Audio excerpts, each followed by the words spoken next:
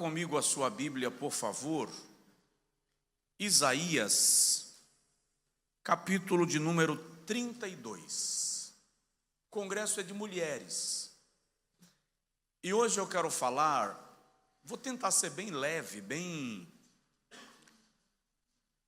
didático, mas eu quero falar sobre mulheres, parceiras de Deus. Como Deus planejou a mulher para ser a sua principal parceira no plano da redenção da humanidade. Isaías capítulo 32, versículo de número 9, o profeta diz assim: levantai-vos, mulheres, que estais em repouso, e ouvi a minha voz. E vós, filhas, que estáis tão seguras, inclinai os ouvidos às minhas palavras. Quantos dizem amém? Amém. Diga comigo, Senhor, fala comigo. Amém. Amados, Isaías é conhecido como profeta messiânico. Ele é o profeta que mais fala sobre a vinda do Messias, a redenção de Judá e a redenção de Israel. No capítulo 32, Isaías já falou sobre a derrocada de Judá, e agora ele está falando sobre a restauração de Judá e de como Deus promoverá esta restauração, tendo as mulheres como parte deste plano restaurador.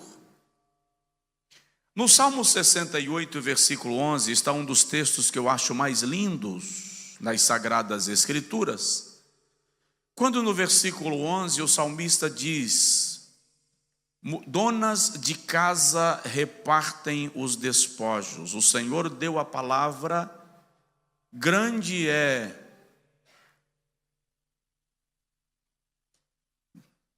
eu perca total. O Senhor deu a palavra, ou o Senhor mesmo deu a palavra. Grande é a companhia, grande é o alvoroço daquelas que anunciam as boas novas. Reis e exércitos fogem e fogem. Salmo 68, 12. Reis e exércitos fogem e fogem, e donas de casa repartem os despojos. Se a gente fizer um estudo exegético do Salmo 68, nós vamos analisar que o cenário geográfico do Salmo 68 é exatamente aquilo que os missiólogos chamam no nosso tempo de janela 1040. O Salmo 68 é uma profecia de como Deus vai se utilizar das mulheres para promover um avivamento no mundo.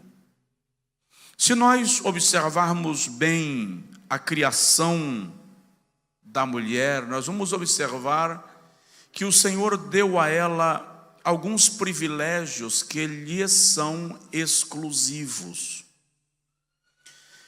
Para falar de coisas que não são simples, mas que são visíveis a cada um de nós poderíamos observar, por exemplo, que Deus deu à mulher uma visão muito mais ampla do que Ele deu ao homem. Por exemplo, a visão de um homem, segundo os oftalmologistas, alcança um raio de 90 graus. Portanto, é uma visão de funil. Estou pregando nessa posição, eu tenho claramente a visão de quem está nesse raio, até a mesa de som, por exemplo, e aqui até um balcão que tem ali à esquerda, mas as irmãs que estão aqui à minha direita, eu vejo desfocadas. Se eu quiser vê-las, eu preciso virar. Ou os irmãos, também à esquerda. Uma mulher tem um raio de visão de 180 graus, portanto, enquanto eu vejo de maneira afunilada, ela tem uma visão que abre nessa direção. É por isso que você pensa que ela não viu e ela viu. Porque a visão dela é mais ampla. Além disso, um homem tem visão bifocal. Ele no máximo consegue enxergar 2 itens ao mesmo tempo. Uma mulher tem visão multifocal. Vou dar um exemplo. A senhora está lá no fundo da casa, ou está lá no quarto, e o seu marido está melando o nariz na ponta da manteiga, na porta da geladeira, e não enxerga a bendita manteiga. Acontece isso na casa de alguém aqui? Pois é. Aí ele grita: cadê a manteiga? A senhora vem de lá, como diz o baiano, ceguinha, abre a porta da geladeira e vai direto na bendita manteiga. Qual é a questão? A questão é que um homem, quando olha na porta da geladeira, ele precisa olhar item por item, prateleira por prateleira. Uma mulher consegue ter a visão de toda a porta da geladeira em um só raio de visão. Não sou eu que estou dizendo isso, é a ciência. Deus deu a ela esta habilidade, isso é um fato. São privilégios que o Senhor deu à mulher. Um outro, muito superior a este. Só à mulher o Senhor deu o privilégio de carregar a vida de outro ser dentro de si. Um ser que não é a extensão dela. É um ser independente, outro indivíduo, outra pessoa que se desenvolve dentro dela. E é incrível que no processo da gestação a mulher comunica a este ser a sua saúde física, emocional e psicológica. Mais do que isso, o Senhor deu à mulher a capacidade de dar à luz a este ser. E depois que a criança nasce, daqui a alguns minutos, ela desce da cama e vai tomar banho. Eu disse outro dia, num congresso de mulheres no Rio de Janeiro, que um homem, dando à luz, ficaria tetraplégico. Não voltaria a andar nunca mais. Por quê? Um homem, por mais nobre e luxuoso que seja, não passa de um Cadillac. De luxo, mas um Cadillac. Uma mulher é uma Ferrari conversível. A estrutura óssea de uma mulher se adapta ao processo da gestação. Toda a sua estrutura óssea se adequa ao processo de um parto. E depois do parto, toda a sua estrutura óssea volta à formação original. Eu sou filho de uma mulher que mede 1,52 m de altura.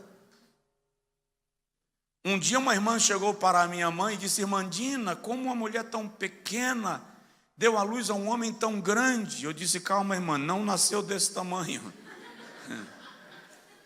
Mas a minha mãe tem 1,52 m e ela disse que ela era muito franzina, muito magrinha. E eu nasci pesando 4,8 kg. Eu media 56 centímetros de comprimento. Eu nasci quase do tamanho da minha mãe. De parto normal. Só a mulher, ou só à mulher, o Senhor deu tamanha capacidade. A mulher recebeu 9,5 vezes mais capacidade de suportar a dor do que o homem. 9,5 vezes mais capacidade de suportar a dor do que o homem. Por isso que ele desmaia quando vê uma agulha para tomar uma injeção. E ela diz que vai fazer uma cirurgia como se estivesse indo fazer uma maquiagem. Está na natureza da criação, na maneira extraordinária com a qual Deus a criou e no propósito para o qual Deus a criou. Depois de dar à luz à sua cria, a mulher vive o processo de inteiração e integração mais íntimo entre uma fêmea e o seu ser, que é o aleitamento materno. E a questão do aleitamento materno é tão incrível, é tão extraordinária, que se uma mulher deu à luz a uma criança e ela de repente precisa sair e deixa a criança em casa sob cuidados do pai, do irmão mais velho, de uma babá, e vai ao mercado, se ela demorar e a criança sentir fome, a mãe sabe. Como? As glândulas mamárias começam a gotejar. É um sinal de que está na hora de o bebê ser amamentado. Explique isso. Esse fenômeno só pode ser explicado na inteligência de um Criador Supremo, que planejou cada detalhe da criação e que sabe exatamente com que razão poética, extraordinária e profética criou a mulher para cumprir o seu propósito na terra e enriquecer o seu planejamento acerca da humanidade. Também é a mulher quem lapida, desenha os traços do caráter dos seus filhos, por conta do maior tempo que ela permanece comunicando a eles a sua gama emocional. Ela enriquece os filhos, meninos e meninas, de emoções. O homem, por natureza, é um ser mais prático. A explicação para isso foi feito de barro. Se eu estivesse no nordeste do Brasil, eu diria, o homem foi feito do torrão. A mulher é o único ser criado na terra que não foi feito de barro. A mulher foi criada do osso, da metade, porque quando o texto da língua portuguesa fala de o Senhor extrair a costela, nós temos a ideia que Deus chegou aqui, puxou um pedaço de costela e disse: aqui eu vou desenhar a mulher. Não.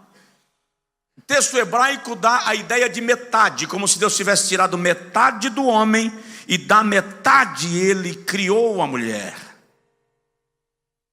Então, a mulher tem a capacidade de comunicar emoções à sua descendência, à sua cria, ela comunica gestos carinhosos aos seus filhos.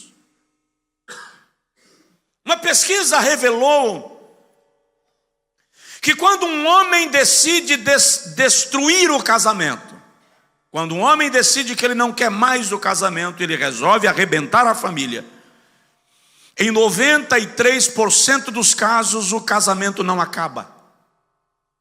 Ele decidiu que não quer mais, mas ela decidiu que ainda quer. Em 93% dos casos o casamento não acaba. Mas quando a mulher decide que não quer mais, em 96,8% dos casos o casamento acaba. É por essa razão que o sábio diz que a mulher sábia edifica e a tola destrói. Porque a expressão adjutora é estaca de sustentação, ou aquela que mantém a parede de pé, aquela que sustenta. Se compreendermos toda esta grandeza e beleza de Deus, nós vamos perceber que a mulher não é soldado recruta do exército de Deus. Ela não está na lista de Deus como cidadã de segunda classe, segunda opção. Muito pelo contrário. Basta olhar para a Bíblia e pensar em Eva, a mãe da raça, que amamentou o primeiro filho da raça humana. Como ignorar Sarai, ou Sara, que saiu com Abraão sem saber para onde ia, e se torna a mãe de multidões. Como pensar em Joquebede, mãe de Moisés, que arriscando a sua própria vida, escondeu o seu próprio filho da espada do soldado do faraó, e o treinou para ser o libertador do povo hebreu, das garras e da escravidão do Egito. Dá para ignorar Débora, Ruth, Esté e outras mulheres que marcaram as suas gerações, foram instrumento de libertação para as suas nações, geraram, formaram, treinaram guerreiros para cumprirem o propósito de Deus. De modo que toda mulher presente nesta noite, nesta primeira noite do 8º congresso de mulheres desta igreja, aquelas que futuramente poderão ouvir esta palavra, deverão sentir-se privilegiadas por fazerem parte de um plano que vai além do aqui e do agora. Se tiver uma mulher do seu lado, diz para ela: Deus te planejou. Deus te planejou. E te planejou para um tempo determinado e um propósito específico. Lamentável que muitos homens não consigam compreender essa grandeza. Lamentável que muitos filhos não consigam enxergar essa beleza. Lamentável que muitos pastores negligenciam esta clareza. Mas é necessário instruir e orientar a igreja acerca da beleza da graça de Deus. Quando ele olha para um Adão solitário e diz: não é bom que o homem esteja só. Far-lhe-ei uma adjutora, uma auxiliadora que lhe seja idônea. Vamos observar, eu quero compartilhar contigo esta noite, como Deus cria a mulher para ser protagonista no plano da redenção.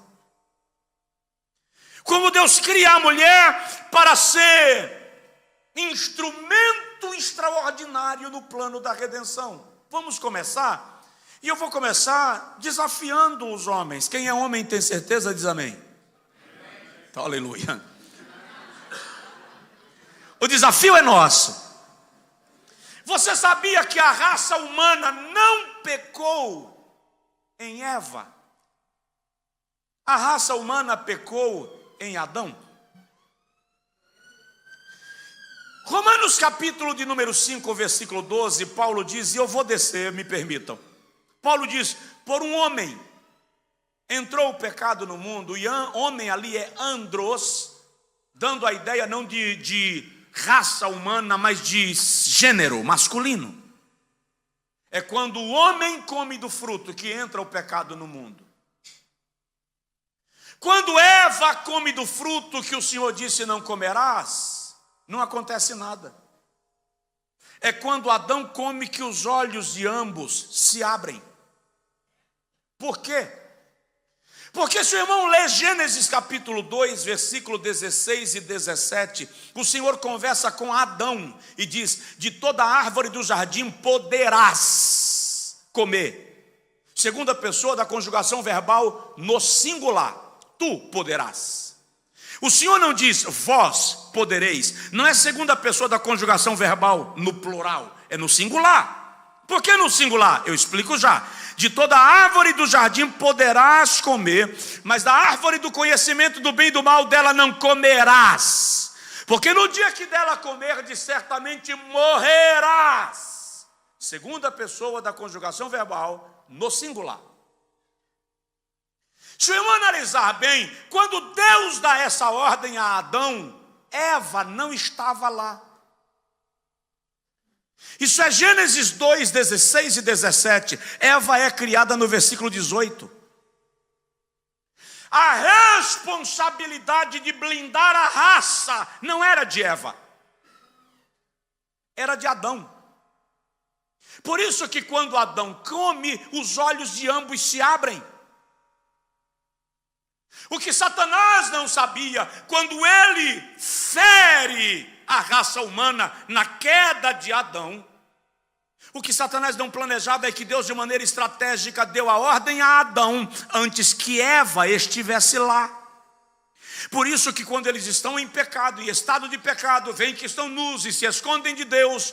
Em Gênesis capítulo 3, versículo 15, o Senhor diz: da semente da mulher eu levantarei o varão, que esmagará a cabeça da serpente. Por que da semente da mulher? O que Deus está dizendo ao diabo é: você pensou em destruir a raça humana, mas eu deixei da raça humana alguém preservado para ser a semente que vai promover a redenção da própria raça.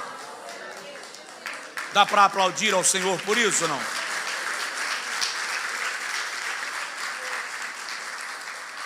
Se tiver uma mulher do seu lado, diz para ela assim: menina, Deus te preservou.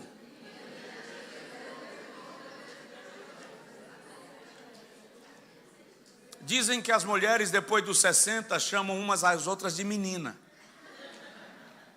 Diz que antes dos 60 é amiga. Amiga. Depois é miga. Mas depois dos 60 é menina. O fato é que Deus preservou a mulher para que ela fizesse parte do plano da redenção. Isaías capítulo de número 7, versículo de número 14, o profeta diz: o Senhor mesmo vos dará um sinal. Eis que uma virgem conceberá e em seu ventre dará à luz a um filho, e o seu nome será Emanuel, que traduzido é Deus conosco. Lucas capítulo de número 1, versículo de número 26 a 35, o irmão vai perceber, o que eu vou dizer aqui é forte e agressivo. Deus confiou a uma mulher o plano, ou a parte mais sensível do seu plano para a redenção da humanidade. Eu vou repetir. Deus confiou a uma mulher a parte mais sensível do seu plano para a redenção da humanidade. Maria está noiva de um homem chamado José. O padrão de noivado nos dias de Jesus era: o homem estabelecia um compromisso com a sua noiva e dava a ela uma medalha. A depender do seu poder aquisitivo, ela era de ouro, de prata, de bronze, ou de um metal mais ou menos nobre, ou ainda de madeira. Mas era uma medalha onde ele gravava na medalha uma frase: consagrada a mim. Aquilo era sinal de um noivado. Ele não podia ficar na casa, ele não poderia ficar vendo a noiva. Se ele quisesse ter contato com ela antes do casamento, ele teria que eleger alguém a quem a Bíblia chama de amigo do noivo. O amigo do noivo era quem ia visitar a noiva representando o noivo para levar notícias dele para ela e trazer notícias dela para ele. Nesse ínterim, um anjo aparece a Maria e diz: salve agraciada, o Senhor é contigo. Maria toma um susto e o anjo diz: não temas, eis que achastes graça aos olhos de Deus, em teu ventre conceberás e darás à luz a um filho, e o seu nome será Jesus, porque ele salvará o mundo de todos os seus pecados. E Deus lhe dará o trono do seu pai Davi, e o seu reino será eterno e jamais terá fim. Maria pergunta ao anjo: mas como? Como isso se dará se eu não conheço o varão?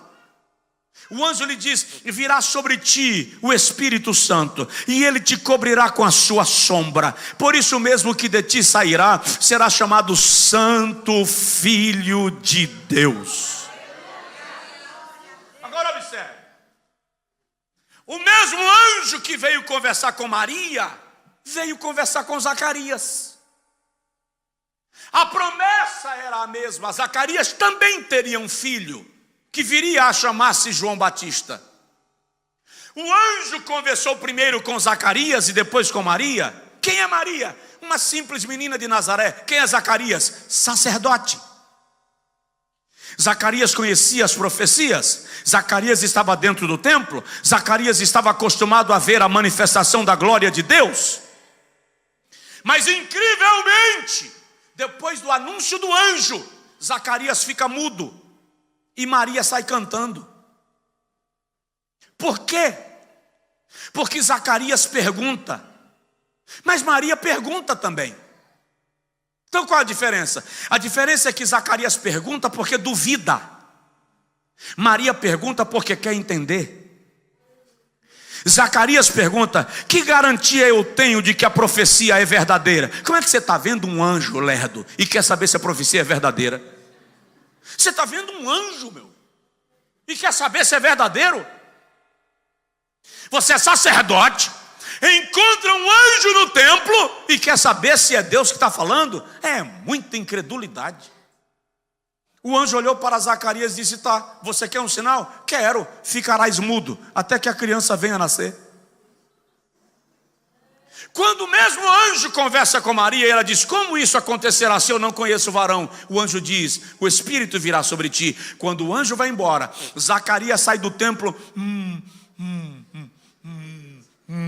sem conseguir falar. E Maria sai de casa dizendo: minha alma engrandece ao Senhor, meu espírito se alegra em Deus, meu Salvador, pois com poder tem feito grandes coisas e com fidelidade demonstrado amor.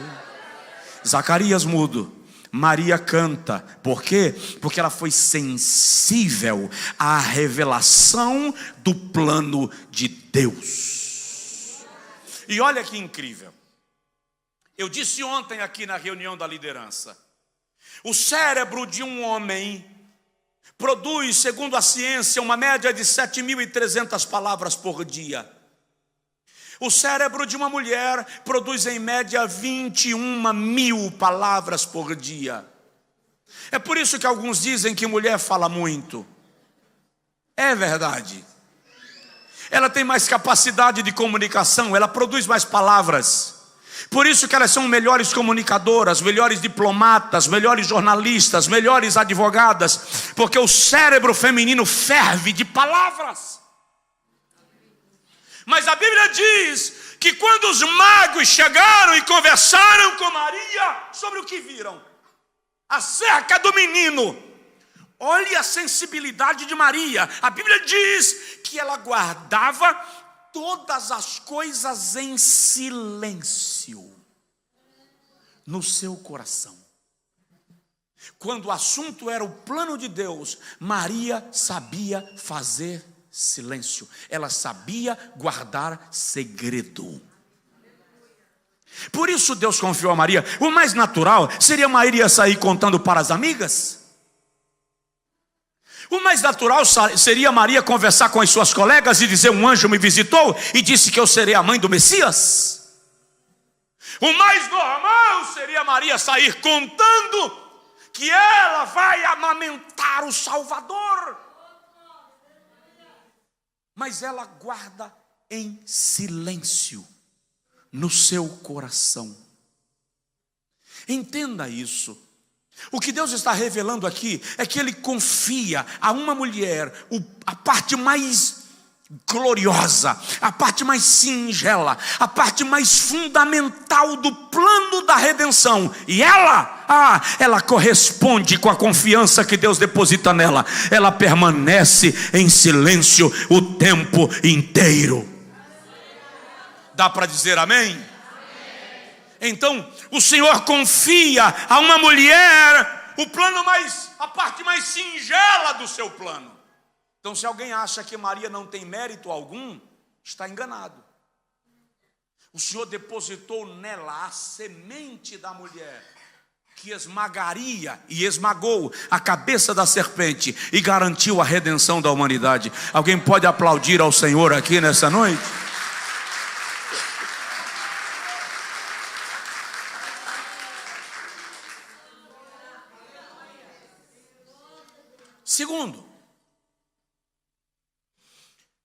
Segundo lugar, as mulheres se tornam pilares no ministério de Jesus.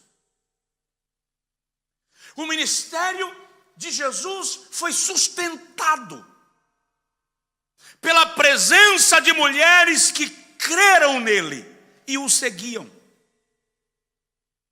Lucas capítulo 8, versículo 2 e 3 diz que ele andava de cidade em cidade e de aldeia em aldeia, anunciando o evangelho do reino, e com ele lhe seguiam algumas mulheres que creram nele e que mantinham o seu ministério com os seus bens.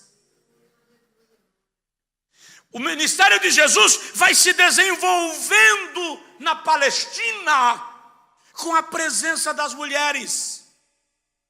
Elas revelam uma incrível capacidade de generosidade. Porque normalmente a mulher tem o espírito mais generoso do que o homem.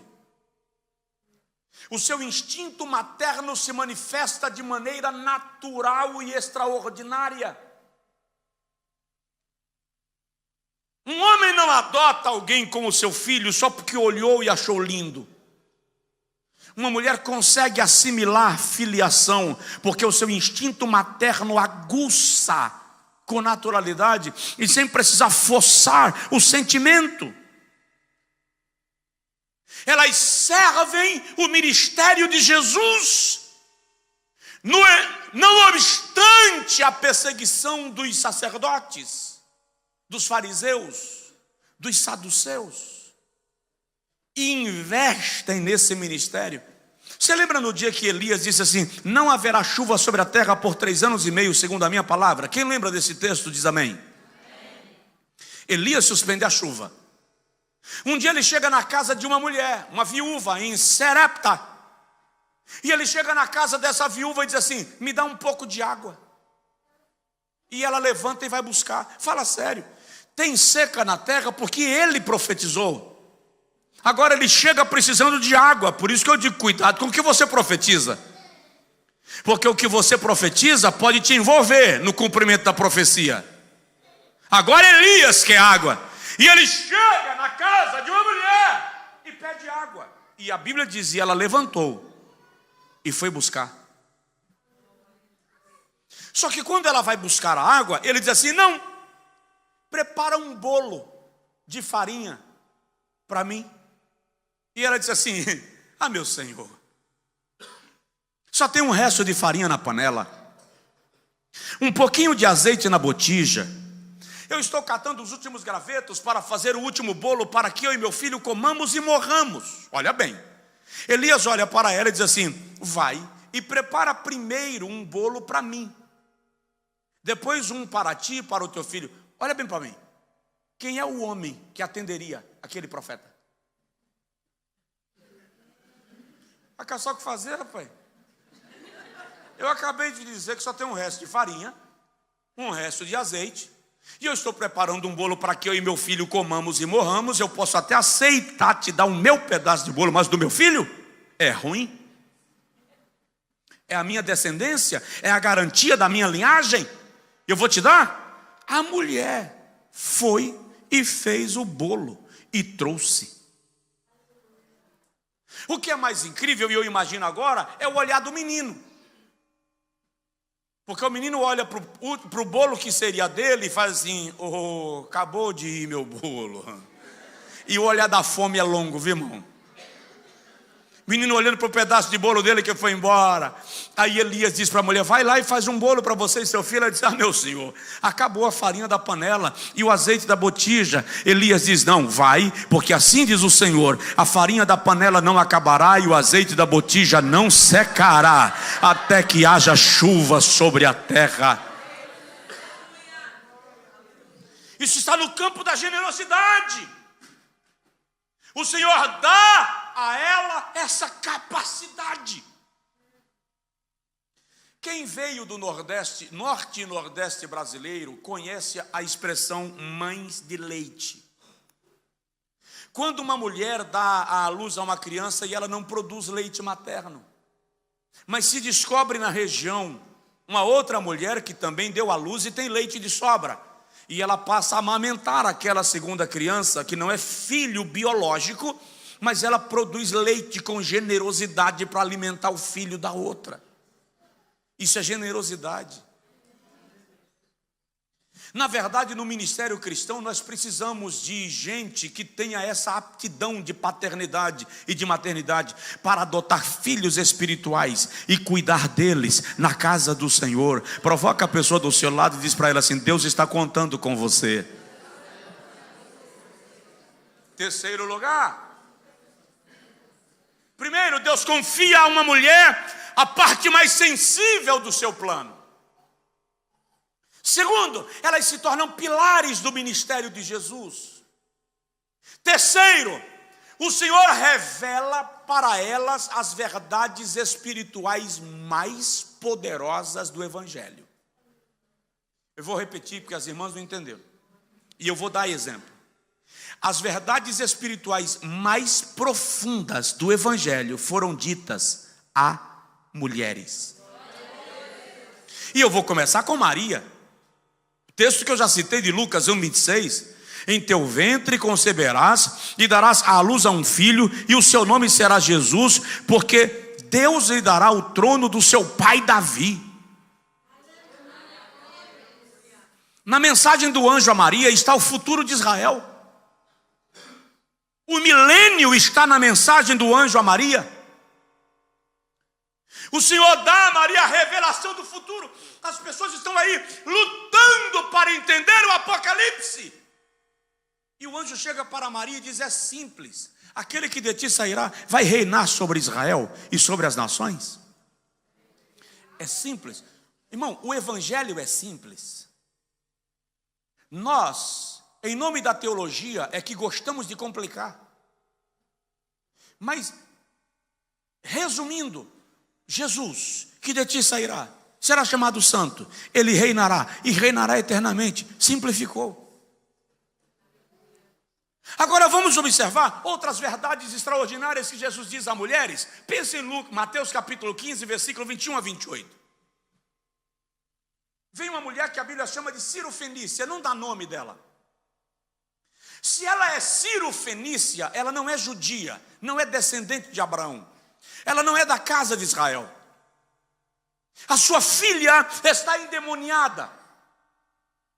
Na narrativa de Marcos, quando ele trata do assunto, Marcos diz que a mulher saiu de casa e deixou a sua filha amarrada em casa. Tamanha a violência do demônio que a oprimia. E ela vem gritando atrás de Jesus e dizendo: tem misericórdia de mim, que a minha filha está miseravelmente endemoniada. Ela vem o quê? Gritando. Quando ela chega perto de Jesus, a Bíblia diz que ela diz: Senhor, tem misericórdia de mim. E o texto diz assim: ele, porém, não lhe respondeu nenhuma palavra. Quando ele não responde nenhuma palavra, o texto diz que ela ajoelhou. E ela clama: tem misericórdia de mim? Aí os discípulos dizem: Senhor, manda essa mulher embora, porque ela vem gritando atrás de nós. Quando os discípulos dizem isso, o texto diz que ela prostra-se. Prostrar-se agora é colocar a boca no pó. Proskeneou. Ela coloca a boca no pó.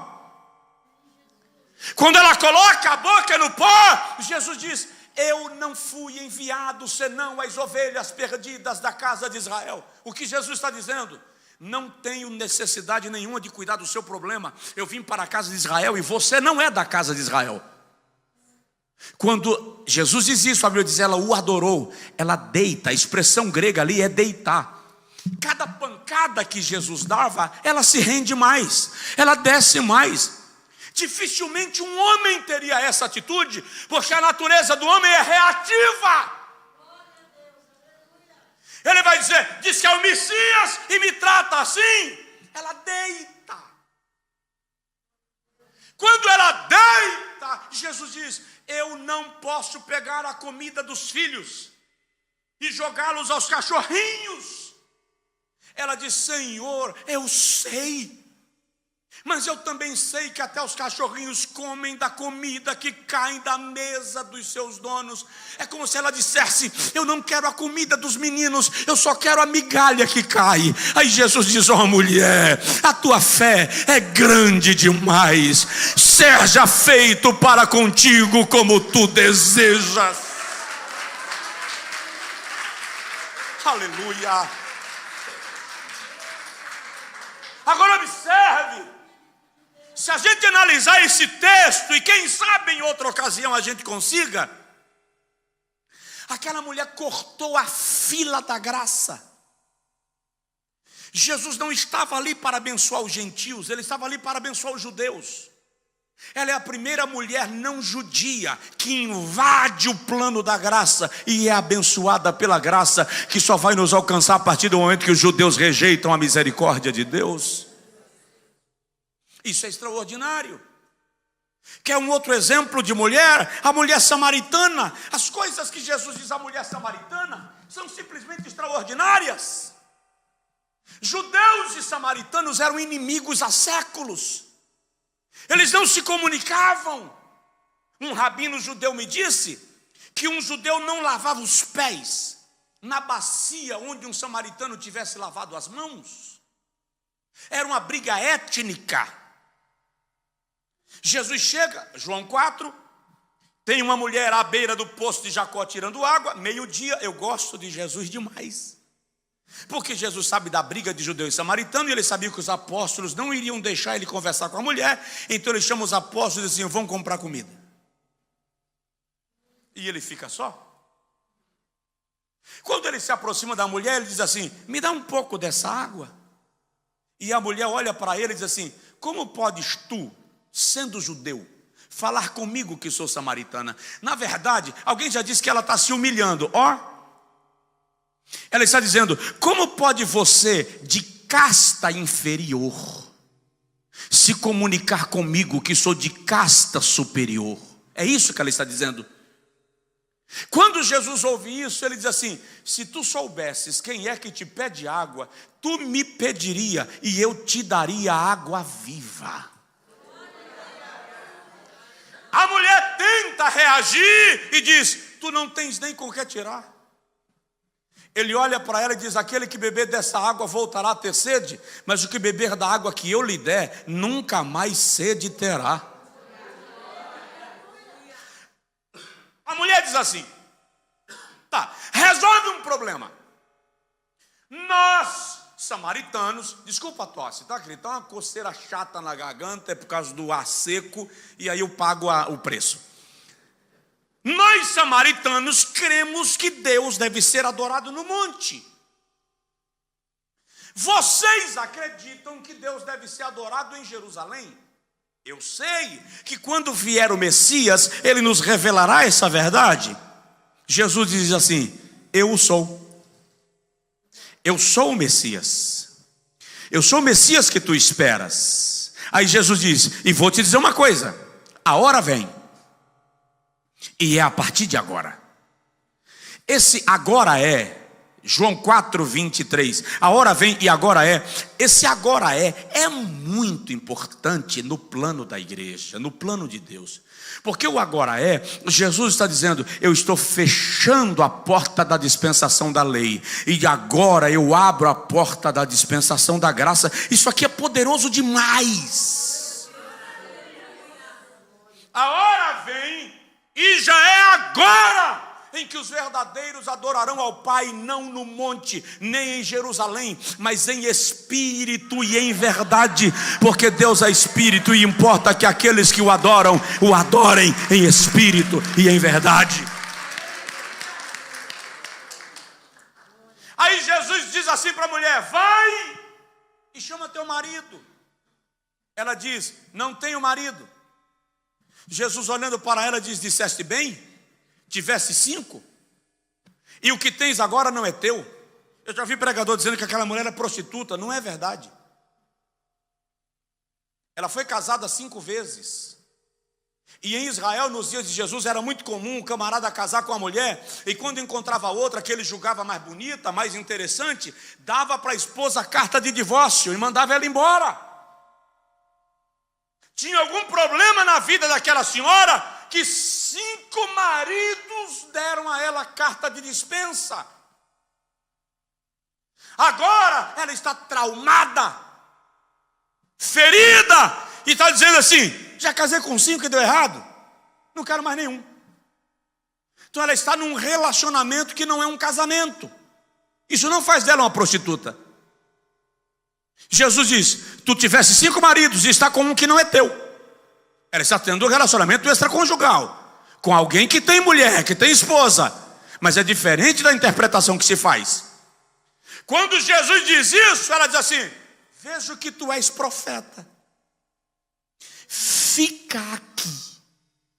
E ela larga o cântaro e desce na aldeia onde ela mora, e sai de porta em porta dizendo: vinde e vede, vinde e vede, eu encontrei um homem que revelou toda a minha vida. Não é este o Messias tão esperado? Isso é extraordinário. Deixa eu falar de mais uma mulher para a gente avançar aqui e concluir. Maria, irmã de Lázaro. Jesus faz amizade com uma família de 3 irmãos, Marta, Maria e Lázaro. Parece que Marta é a mais velha deles. Stanley Horton diz que Marta era viúva e cuidava dos negócios da família.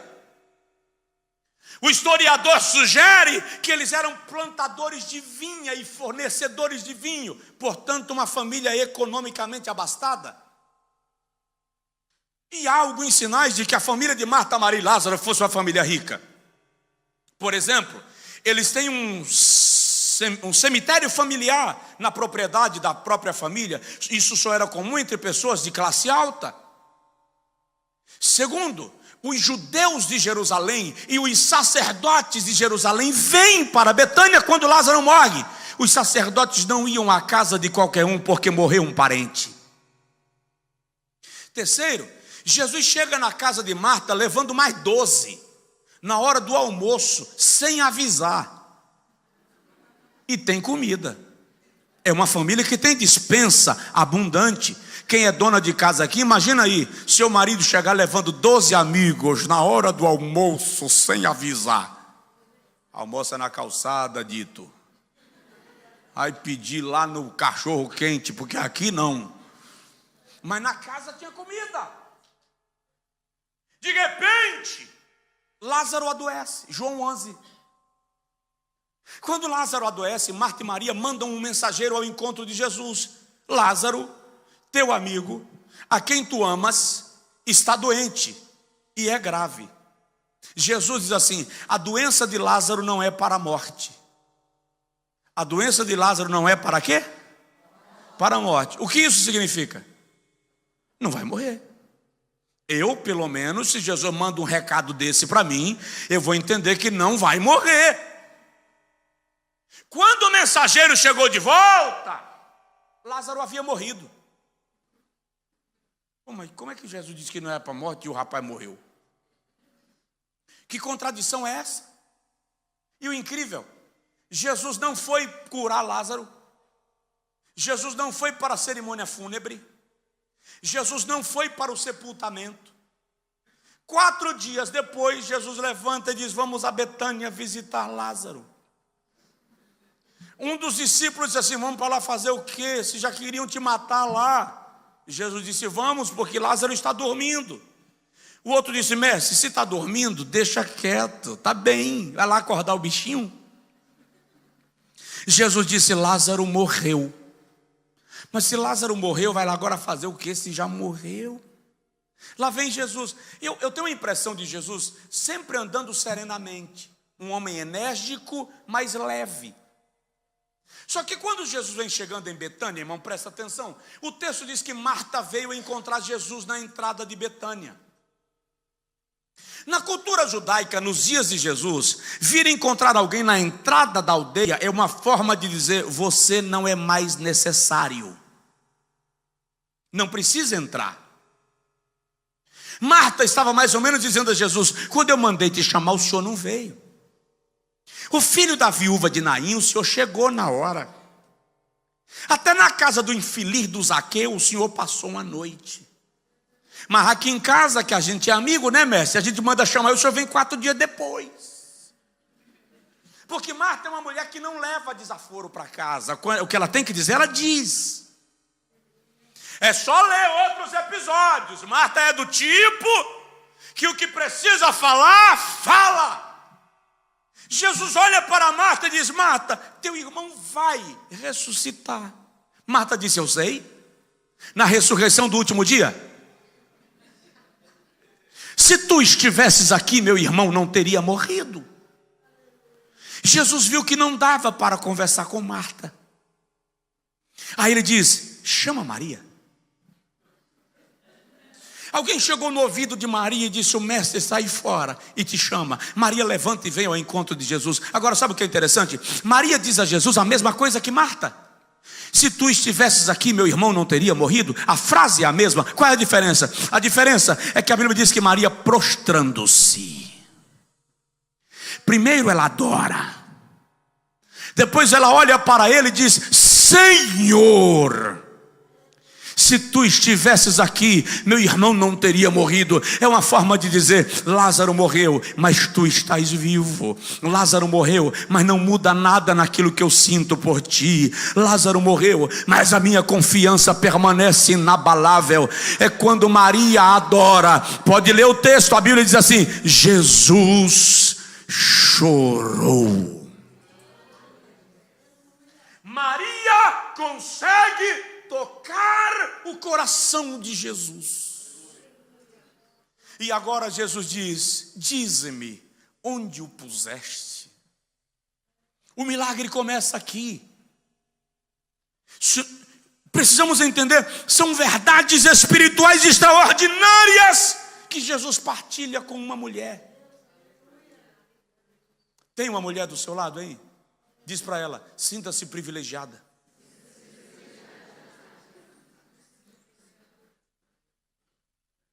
Vamos terminar? Sério? Estou preocupado com vocês. Eu vou fazer como eu disse ontem. Para mim são 5h15 da tarde. Então, ó.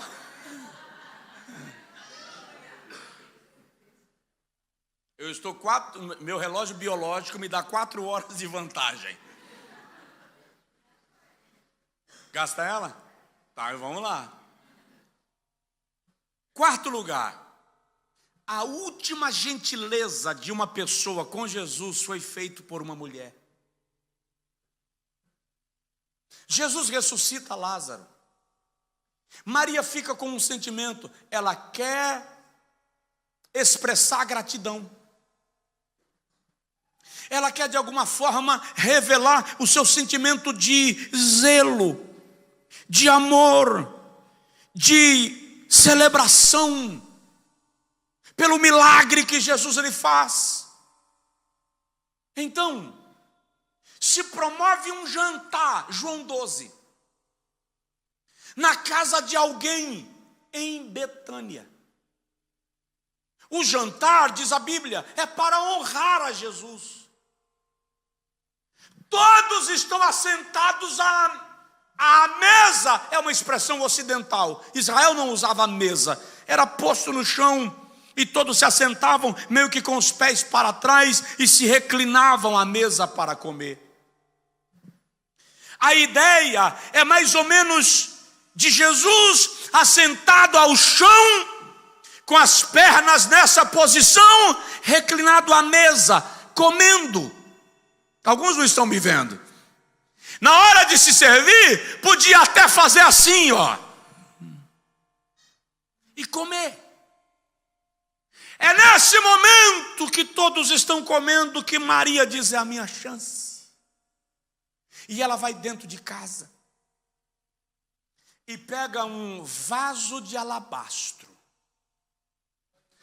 cheio de perfume de nardo, puro. O texto diz puro. Por que puro? Porque havia falsificação dos perfumes mais caros daqueles dias. Já havia réplica. Já havia loja de uma libra. Como é que chama aqui? Tem umas lojas de Pauland. Já havia loja de Pauland. O cara comprava o perfume falsificado por uma libra. Mas ela está com perfume de nardo puro. A essência do nardo era rara. Só é encontrada ainda hoje no território que está um pouco acima da China. Era uma importação caríssima. O vaso de alabastro já era uma joia. Pode ver que o texto não diz que ela abriu o vaso, diz que ela quebrou. Por que quebrou? Porque era uma obra de arte. Não tinha emenda, não tinha tampa. O alabastro era uma pedra branca, transparente, translúcida, parecida com diamante. Você poderia ver, olhando pela pedra de alabastro, você via do outro lado. E se girasse e mudasse de posição, havia variação de cores. O perfume era colocado dentro e a pedra era lacrada, como que sem emenda. Aquele tipo de substância que quando você vai usar, você quebra. Injeção. Lembra que quando se vai aplicar uma injeção, se quebra a ampola. Obrigado por me salvar. O vaso de alabastro era aquele formato, tinha que quebrar. Valia 300 denários. Quer que eu traduza? Um denário era o salário pago pela diária de um trabalhador braçal. Você sai para o trabalho, seja para fazer o jardim, seja para fazer uma limpeza, seja para cuidar de idosos, seja para cuidar de crianças, seja para trabalhar na construção, e você recebe por hora trabalhada. Você trabalha 10 horas ao dia, recebeu a sua diária de trabalho. Digamos que você receba 30 libras por uma hora de trabalho. Teu sonho recebe? Recebe. Mas o fato é que você trabalhou 10 horas, aqui é a tua diária de trabalho. Aquela mulher pegou 300 denários, 300 diárias de trabalho, 10 meses comerciais. Foi com esse dinheiro que ela comprou um perfume. Aquilo não é um perfume, é um investimento. É um planejamento financeiro, é uma joia. E ela diz: eu só tenho uma forma de honrar o meu mestre. Enquanto Jesus come, Maria chega lá e quebra o vaso, e ela derrama o perfume em Jesus. E é tão extraordinário que a Bíblia diz que toda a casa ficou cheia do perfume. Judas Iscariotes diz: para que esse desperdício? João diz que Judas falou isso não porque ele tinha cuidado com as pessoas, mas porque ele era ladrão e roubava da bolsa do mestre. Irmão, o cara que tem coragem de roubar Jesus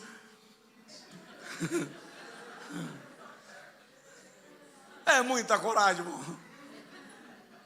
Está vendo Jesus levantar morto, curar paralítico, curar leproso, e mete a mão na bolsa do ministério do mestre e rouba? Só Deus na causa, irmão. Eu não posso nem dizer só Jesus, porque para Judas Iscariotes nem Jesus serviu.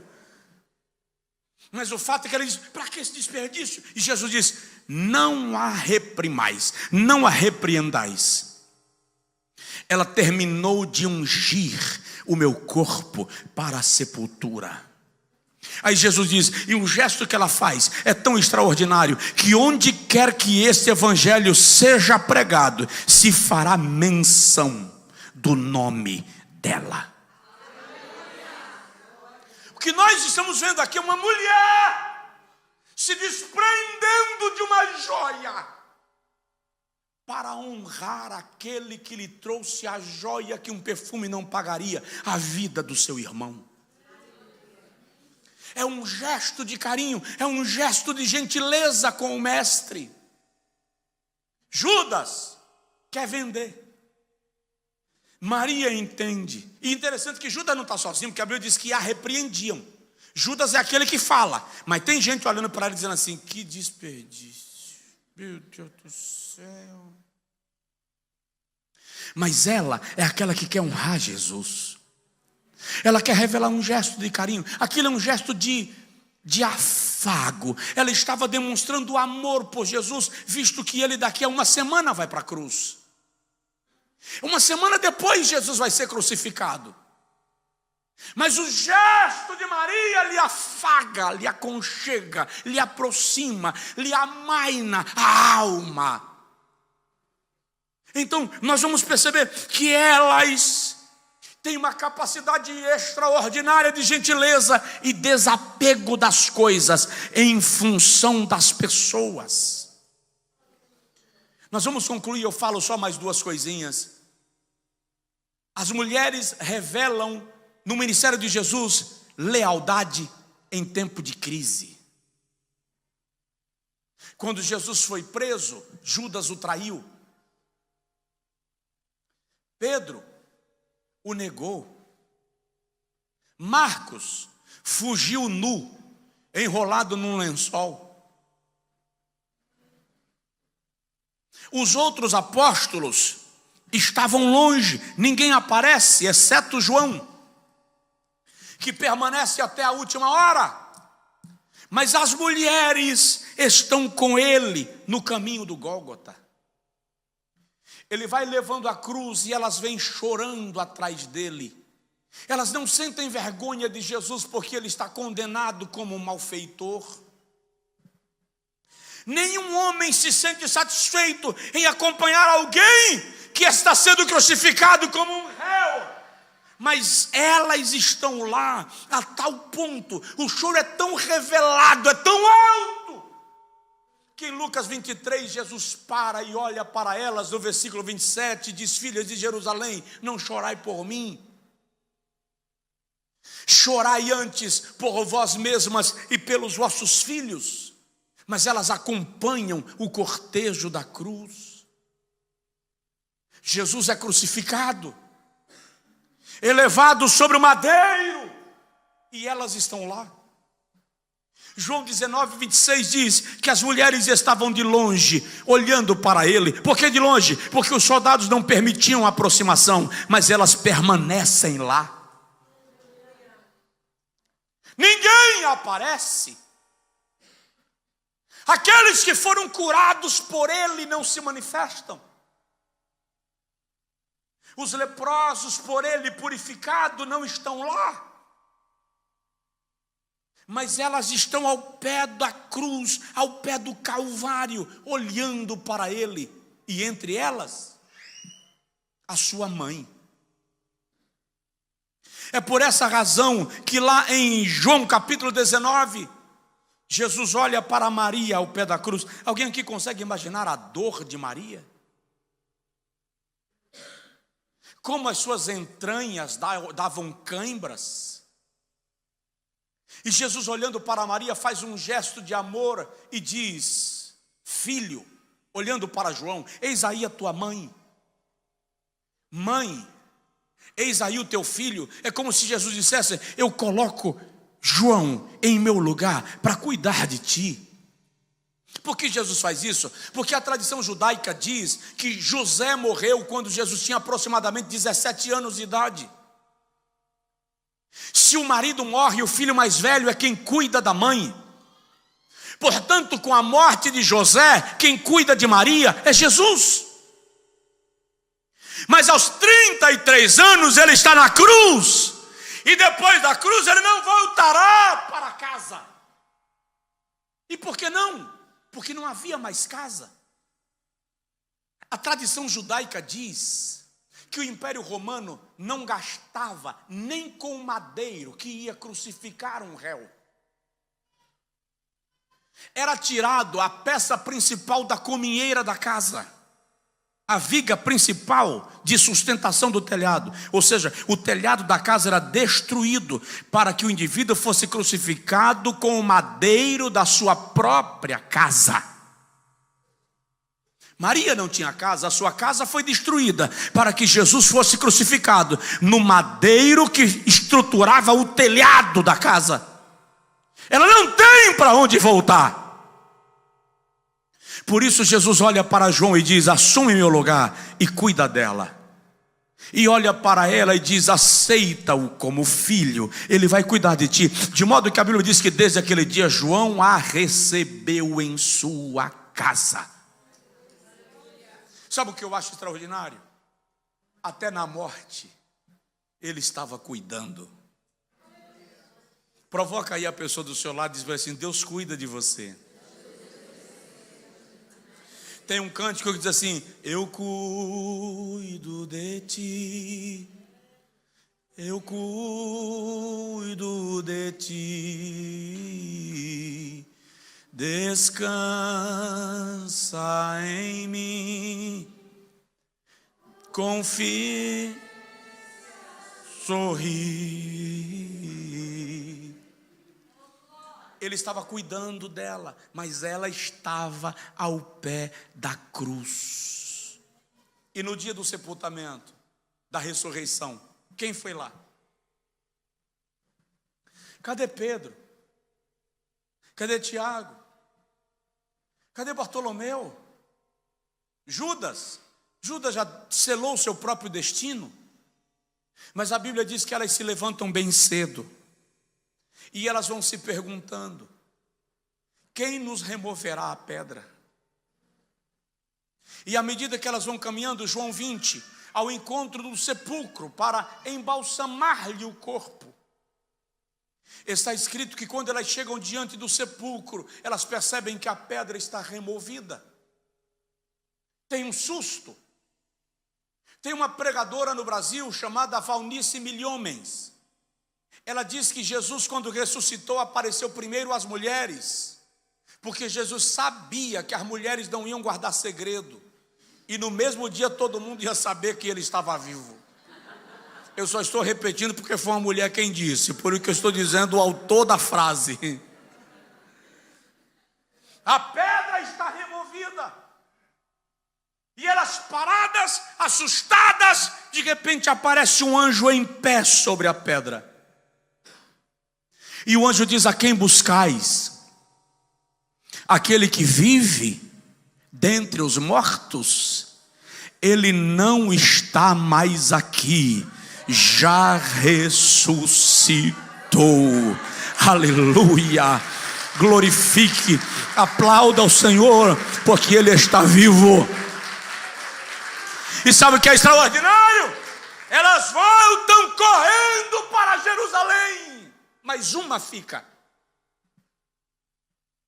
Maria Madalena. E Maria Madalena sai agora no jardim procurando. E quando ela encontra com alguém que ela julga seu jardineiro, ela diz: me diz onde puseste o corpo do meu mestre. Jesus olha para Maria e diz: Marian. Ela reconhece a voz e se prostra e diz: Rabi.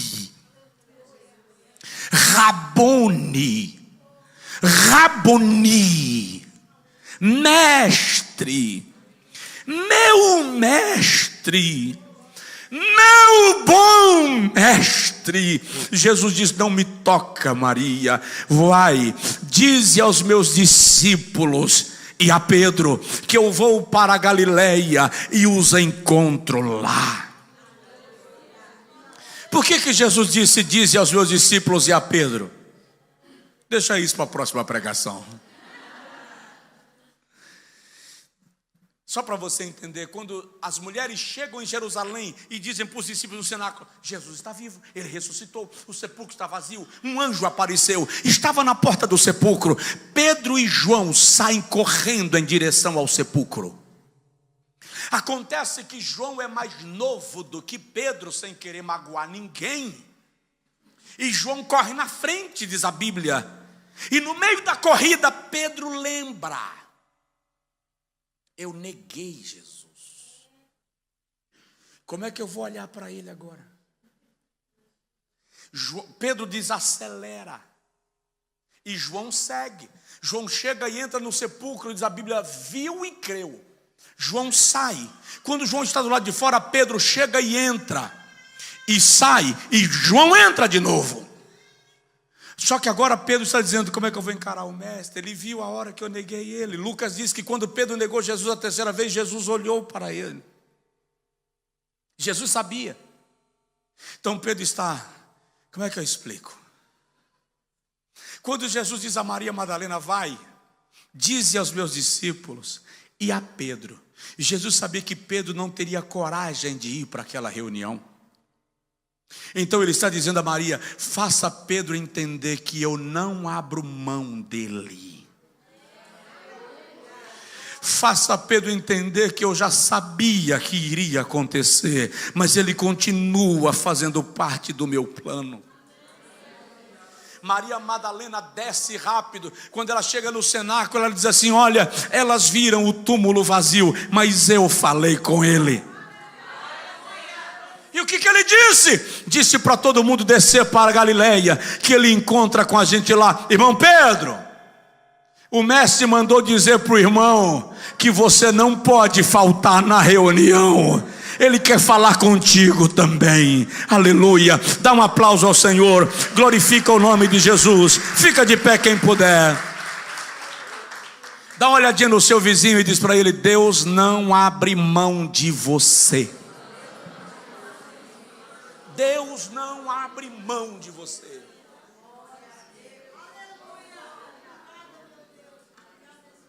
Agora, o encontro de Jesus com Pedro a gente fala outro dia. As mulheres fazem parte de um plano extraordinário de Deus, e eu poderia continuar. Eu poderia mostrar para você como elas influenciaram a história da igreja. Atos 1 diz que todos estavam, e com eles, Maria, mãe de Jesus, Maria, mãe de João Marcos e outras mulheres. No dia de Pentecostes elas estavam lá. A história da igreja é conduzida com a participação direta de mulheres que aceitaram ser instrumentalizadas para fazer uma grande obra para Deus.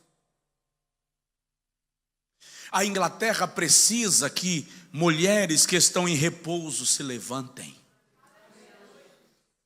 Deus não te trouxe aqui só para ganhar em libra. Há um plano de Deus para este país que te envolve. Olha Salmos 68, 11 e 12, que eu citei no início. O Senhor mesmo deu a palavra. Reis de exércitos fogem e fogem. E donas de casa repartem os despojos. Quem repartiu o despojo numa guerra? O vencedor.